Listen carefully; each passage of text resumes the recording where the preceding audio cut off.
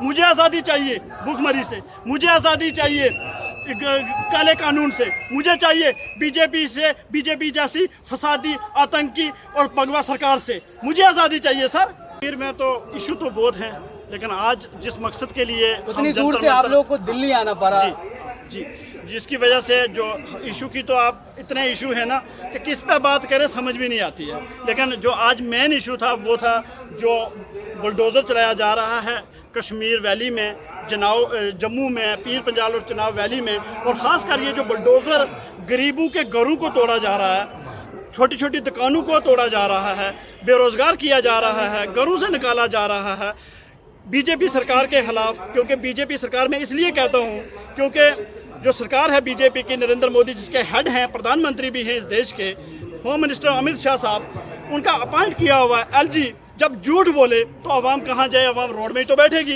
मोदी और अमित शाह ये कहते हैं कि जम्मू कश्मीर को जो है हमने आज़ाद करवा दिया। सर किससे आज़ाद करवा दिया? पहला सवाल तो मेरा मीडिया से और भारत के आवाम से कि 2019 5 अगस्त को 370-35 ए ख़त्म किया तो किससे आज़ाद करवाया? पहला सवाल मुझे आपसे आप बता दीजिए। ये आप लोग बेहतर बताएं क्योंकि आप लोग पे गुजरी है। अच्छा ठीक है, आज़ादी का मतलब क्या होता है? मैं तो चाहता हूँ मैं आज आज़ाद नहीं हूँ, मैं दिल से कह रहा हूँ मैं आज आज़ाद नहीं हूँ। ठीक है, मुझे आज़ादी चाहिए बुलडोज़र से, मुझे आज़ादी चाहिए भूखमरी से, मुझे आज़ादी चाहिए काले कानून से, मुझे चाहिए बीजेपी जैसी फसादी आतंकी और भगवा सरकार से, मुझे आज़ादी चाहिए सर। इन्होंने कौन सी आज़ादी दिला दी? इन्होंने भारत की आवाम को झूठ बोल के चुनाव जीते हैं सर। क्या 2019 5 अगस्त से पहले भारत का तिरंगा जम्मू कश्मीर में नहीं लहराता था? जो जम्मू कश्मीर के सीएम होते थे उससे पहले, चाहे वो पीडीपी का रहा, कांग्रेस का रहा, नेशनल कॉन्फ्रेंस का रहा, या कोई और सीएम रहा, या कोई एलजी रहा, गवर्नर रहा, वो किसके आइन के मुताबिक कसम खाते थे? बताएं हमें।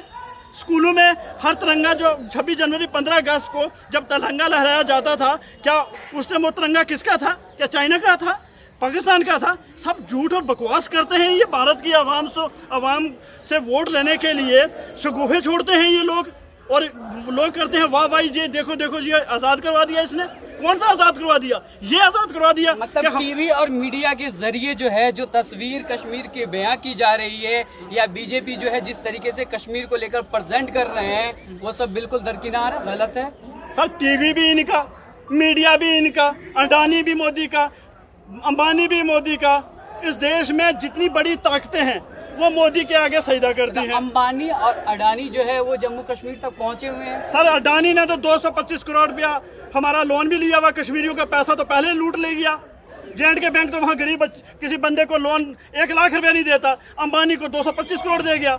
हमें तो कंगाल किया गया, पैसा भी लूटा जा रहा है, अब मकान थे उनसे भी निकाला जा रहा है। थोड़ी बड़ी दुकानें थी, बेचारों ने रोजगार डाला था और दुकानें भी सीज करके उनको भी घर से बाहर निकाला जा रहा है। के बारे में मैं जानना चाहूंगा कि किस तरीके से आप लोग को निकाला जा रहा है मकान से? सर मकान को निकालने का जो इनका ये कह रहे हैं, सरकार जो कह रही है जम्मू कश्मीर की सरकार, कि हम सरकारी ज़मीनों पर, काचरा लैंड पर, रोशनी लैंड पर, स्टेट लैंड के ऊपर जिन्होंने कब्जे किए हुए हैं, जिन्होंने ज़मीनों के ऊपर मकान बनाए, होटल बनाए या दुकानें बनाई हैं, हम वो स्टेट लैंड, काचरा लैंड खाली करवा रहे हैं। पहली बात मैं मीडिया से पूछना चाहता हूँ, स्टेट किसकी? हमारी जम्मू कश्मीर की आवाम की। आवाम की स्टेट होती है ना, स्टेट तो आवाम की होती है। गवर्नमेंट किसकी होती है? वो भी आवाम ने, क्योंकि आवाम ने गवर्नमेंट बनाई होती है। इधर तो इस टाइम गवर्नमेंट नहीं है। ठीक है, स्टेट हमारी, ज़मीन हमारी। अगर 10 साल, 20 साल, 30 साल, 40 साल पहले किसी ने मकान बनाया, किसी ने दुकान बनाई, तो उस टाइम पटवारी कहाँ थे? उस टाइम के तमाम तहसीलदार, नायब तहसीलदार, डिप्टी कमिश्नर कहाँ थे? फिर क्यों मकान आपने स्टेट लैंड पर बनाने दिया जनाब? क्यों अपनी ज़मीनों पर मकान बनाने दिया? सब बकवास करते हैं, झूठ बोलते हैं ये लोग।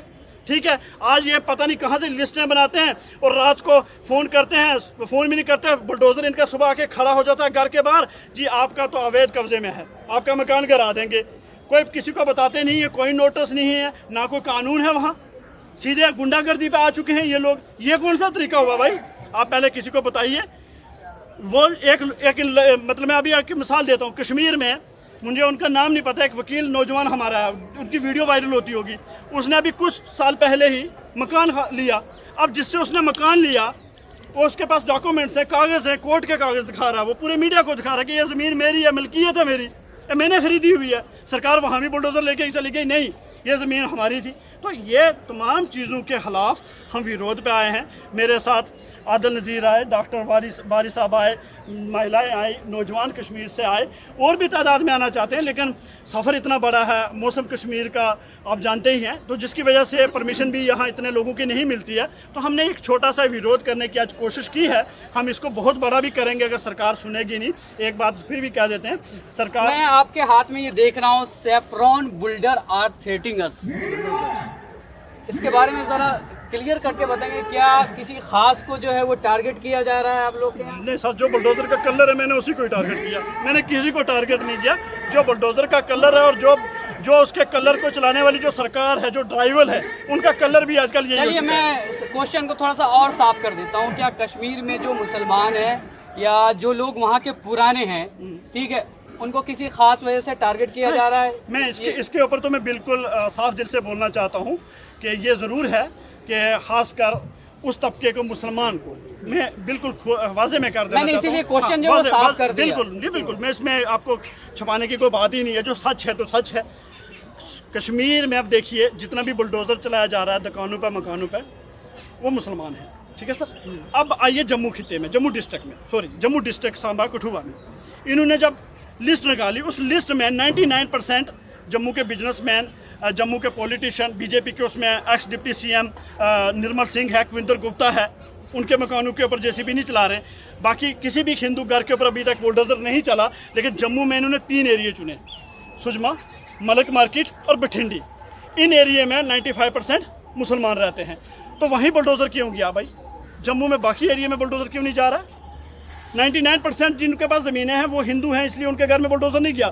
जिनके पास 5% है जम्मू में, उनके पास बुलडोजर चला गया। तो इससे आपका मकसद सामने क्लियर नहीं दिखता कि आप कहीं ना कहीं मुसलमानों को टारगेट इसलिए कर रहे हैं कि आपको पता है कि 2024 में हिंदू मेजोरिटी का वोट है और चुनाव में हमें बड़ी मतलब अच्छी खासी सीटें निकल सकती हैं। तो ये जानबूझ के एक प्लानिंग है, साजिश है, ये रणनीति है। एक सवाल और ये कहना चाहूँगा कि नेशनल मीडिया के तहत या किसी भी और माध्यम के तहत या राजनीतिक पार्टियों के तहत ये प्रचार किया जाता है कि जम्मू कश्मीर में जो है हिंदुओं को परेशान किया जाता है, हिंदुओं को तंग किया जाता है। कश्मीर फाइल नाम की एक मूवी बनी जिसको लेकर के भारत में एक खास वर्ग ने जो है इसको राष्ट्रीय फिल्म तक घोषित कर दिया गया और लोगों की खूब हमदर्दी हुई। ठीक है, ये तस्वीर आप साफ कीजिए। भारत की आवाम बेचारी क्या ना, वो सिर्फ फिल्मों पे जीती है।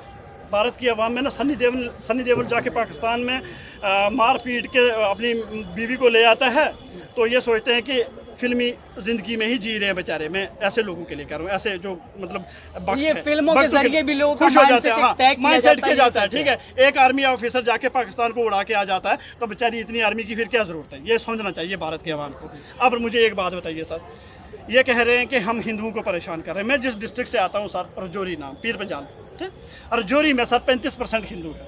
रजौरी में 35% हिंदू में जो बजाजी वाला है वो हिंदू है, किराना वाला जो हिंदू है, जो मेडिकल शॉप है बड़ी बड़ी वो हिंदू है, जितने भी जो मतलब बिजनेस मैन तजारत करने वाले लोग हैं वो सिटी में रहते हैं, वो सारे हिंदू हैं।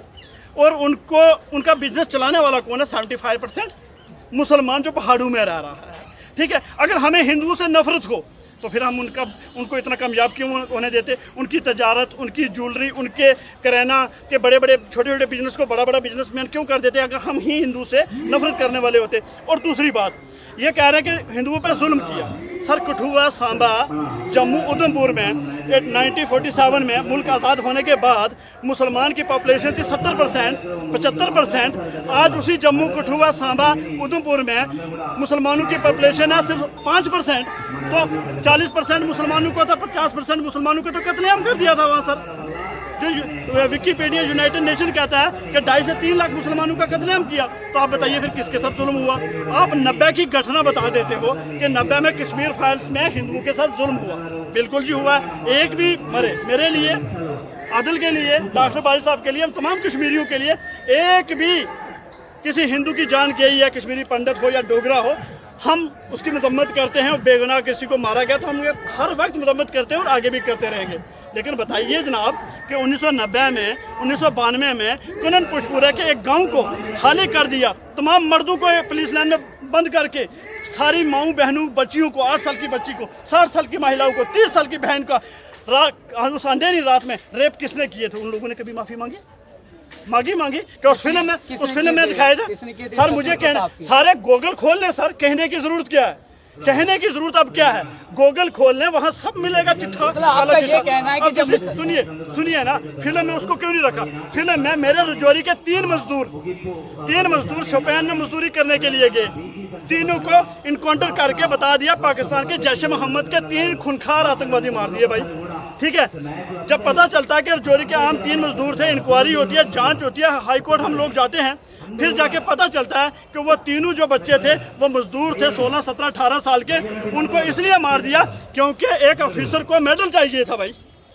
ये तो 370 के घटना के बाद की बात है, उसको मेडल चाहिए था, उसने 3 बच्चों को मार के पाकिस्तानी मिलिटेंट बना दिया कि मुझे 3 स्टार से 4 स्टार हो जाएंगे, उस लिए तो मार दिया। वो कोई फिल्म में क्यों नहीं दिखाया गया सर?